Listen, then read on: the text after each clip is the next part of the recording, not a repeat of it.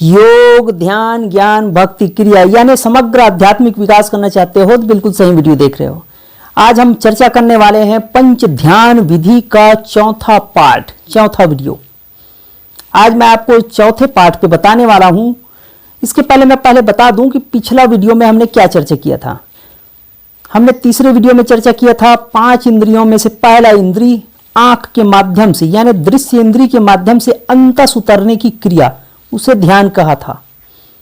और चौथे वीडियो में हमने चर्चा किया था श्वास के द्वारा, यानी हम कैसे गंध को अंदर महसूस करते हुए उस गंध की पूरी अवस्था को हम अपने अंदर आत्मसात कर सकें, इस विधि पर चर्चा किए थे। और साथ ही हमने एक और चर्चा किया था स्पर्श विधि का, यानी स्पर्श मेडिटेशन का।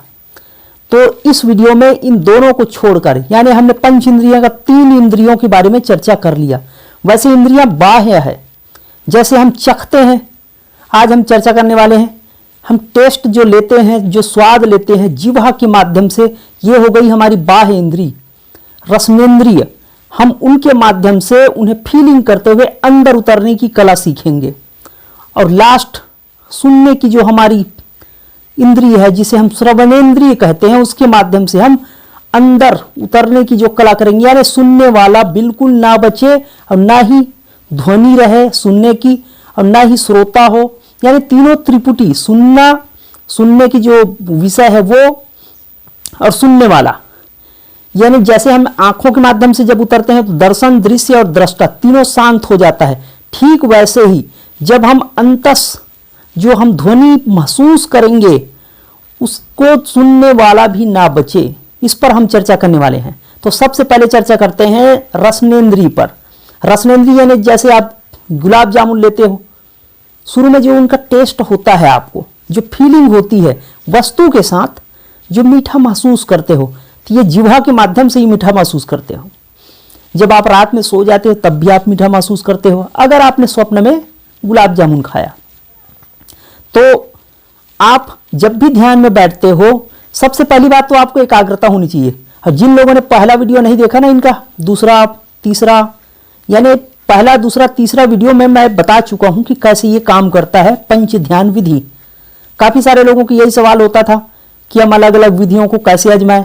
आपकी जो मर्जी, वैसे एक छेड़ा पकड़ोगे चादर का तो चारों छेड़ा पकड़ में आ जाएगा। तो आज हम चर्चा करने वाले हैं रसनेन्द्रिय यानी जिह्वा के माध्यम से आप कैसे अंतस हृदय में उतर पाओगे। तो सबसे पहले तो आप किसी भी आसन में बैठिए, सम बैठिए, जो भी आप लंबे समय तक बैठ सकते हो उस आसन पे बैठिए। जिस जगह बैठते वहीं बैठिए। उत्तर या पूर्व दिशा की ओर आप अपना फेस करके रखते हो जो चेहरा है, ठीक वैसा ही बैठिए। कोई परिवर्तन ना कीजिएगा बार बार कि आज आपने ध्यान यहाँ किया, कल वहां किया। आपको ये ऐसा करेंगे तो आपको ध्यान लगने में दिक्कत होगी। आपने भी सोचा होगा कि जब आप सोते हो, जहां जहां रोज सोते हो वहीं पे आपको नींद आती है, लेकिन किसी दूसरे मेहमान बन के चले जाते हो किसी दूसरे के घर, यानी आप मेहमान बन जाते हो, तो आपको नींद बड़ा लेट आती है। कारण जगह नया होता है, तो हमारे जो शरीर के, हमारे जो सोच की सूक्ष्म परमाणु है उस जगह विद्यमान होती है।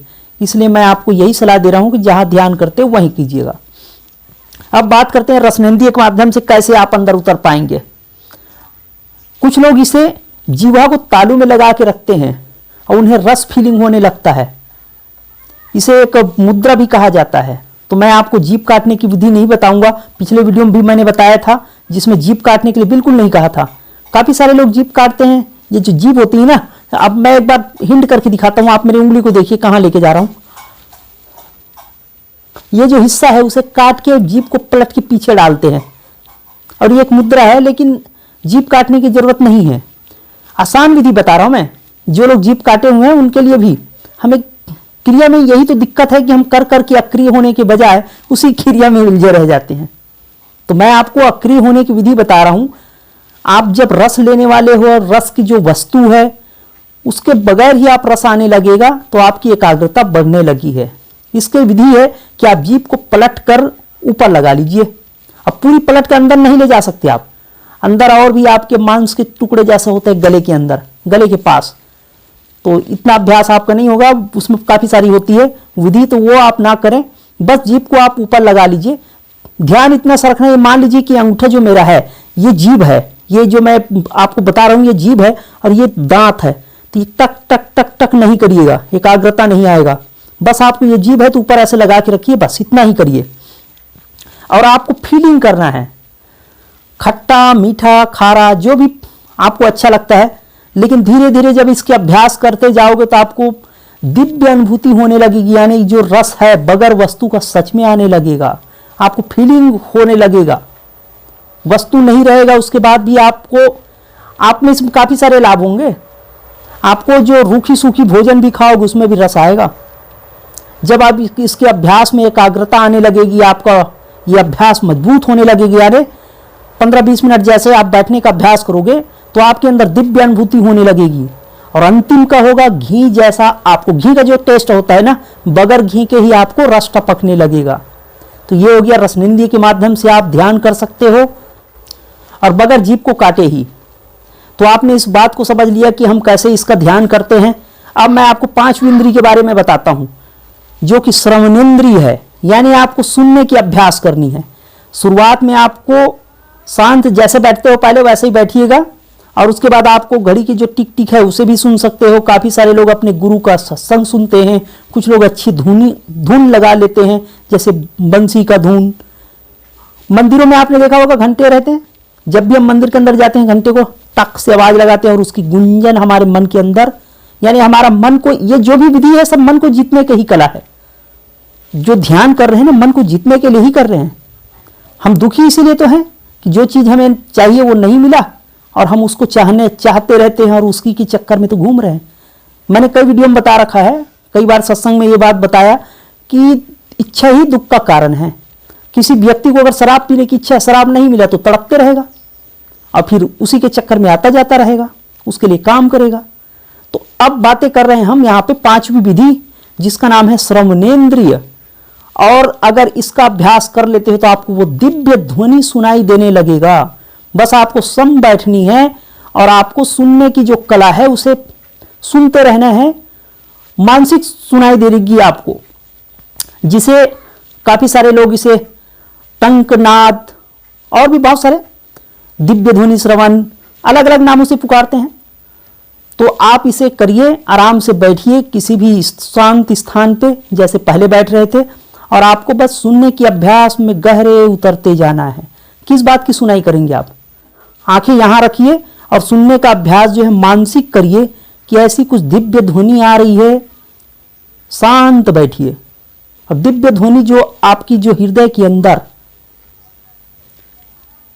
जो झिंगुर होता है ना, उसकी ध्वनि कैसे चलती है महसूस कीजिए। सनसनाहट की तरह, जैसे रात्रि में आप रात में कोशिश कीजिएगा, आप बाहर सोचने के बजाय जरा शांत होइएगा।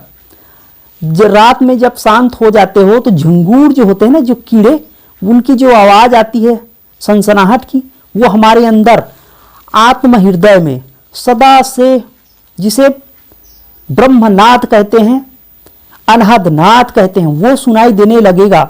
बशर्ते कि आपको अभ्यास को कंटिन्यू बना के रखना होगा। और बाहर जो जगत में सुनाई दे रहा है, गाड़ियों का, भेड़ बकरियों का और भी लोगों का या कारखाने के कोलाहल का, वो सब से कट कर जब अंदर धीरे धीरे धीरे उतरते जाओगे तो आपको वो ध्वनि सुनाई देने लगेगी। शुरुआत में ऐसा नहीं होगा, पर कोशिश करिए कि आप अंदर उतरने की जो कला है उसमें आप पारंगत हो सकें, स्ट्रांग हो सकें। शुरुआत में ऐसा नहीं होगा तो पहले क्या कीजिए आप? सबसे पहले तो आप क्रिया कीजिए, क्रिया योग की वीडियो देख लीजिए, जिससे आप कर कर के अक्रिय होने की विधि को, जो अभी हम बता रहे हैं अक्रिय होने की विधि है। लेकिन एक दिन ऐसा भी आएगा कि सुनने वाला नहीं बचेगा, हम नहीं बचेगा मतलब मर जाएगा, ऐसा नहीं कह रहे हम। शरीर तो मरना ही है सबका, बशर्ते जो हमारा कर्तापन है वो खत्म हो जाएगा और आपको हृदय से ही आपके गुरु का मंत्र जाप स्वतः चालू हो जाएगा। जब भी आप शांत होोगे, जब भी आप किसी विषय में एकाग्र होोगे, आपको ये जो ब्रह्मनाद ध्वनि है, अनहदनाद ध्वनि है, वो आपके अंदर सुनाई देने लगेगा। लेकिन शुरुआत में ऐसा नहीं हो पाता तो आप किसी घड़ी के टिक टिक टिक जो आवाज आ रही है उसे सुनिए और धीरे से अंदर उतरने की कला कीजिए। या फिर आप ही मंत्र जाप करते हो, उसकी ध्वनि को महसूस कीजिए कि मैं मंत्र जाप कर रहा हूं तो किस तरह से ध्वनि आती है। धीरे धीरे धीरे आप पाएंगे कि आप बिल्कुल शांत होने लगे हो, आपके हृदय में वो ध्वनि बखूबी चलने लगेगा, अपने आप चलने लगेगा। तो ये मैंने आज बताया आपको 5 इंद्रियों में से 2 इंद्रिय, जिह्वा इंद्रिय यानी रसन इंद्रिय और 5वां श्रवण इंद्रिय। तो इसे काफी सारे लोगों ने अलग अलग विधियां बता रखे थे, तो आप इन विधियों का भी अभ्यास कर सकते हो और अपने कर्तापन से मुक्त हो सकते हो। बस आपको अभ्यास में दृढ़ता चाहिए, श्रद्धा और विश्वास चाहिए और इस विधि को करिए और निश्चित तौर पे आप सफल होंगे। मैं परमात्मा से प्रार्थना करता हूं कि आप सफल हों और इतना वीडियो देखें तो निश्चित ही आप प्रणाम करने योग्य हैं। सच है, क्योंकि मेरे वीडियो पे इतना लंबा कोई देख नहीं पाता, काफ़ी सारे लोग पहले क्विट कर जाते हैं। तो सच में आप साधक हैं। आते रहिएगा। नेक्स्ट वीडियो देखने के लिए आपकी स्क्रीन में कुछ लिंक दे रहे हैं, उसे आप टच करिए, अगला वीडियो दिखने लगेगा। और ये बातें अभी समझ में नहीं आई हैं तो पहला पार्ट, दूसरा पार्ट, तीसरा पार्ट पंच इंद्रिय ध्यान का वो आप देख लीजिएगा। देखिए, पहले होम पेज है, उसके बाद वीडियो है, उसके बाद में प्ले लिस्ट है। तो प्ले लिस्ट में हमने एक लिंक बना रखा है जिसका नाम है पंच इंद्रिय ध्यान। उसके अंदर ये सारे वीडियो आपको मिल जाएंगे जो मैंने शुरुआत में कहा। और अधिक जानकारी के लिए मंत्रज्ञान.com वहां भी जा सकते हो। आते रहिएगा। धन्यवाद।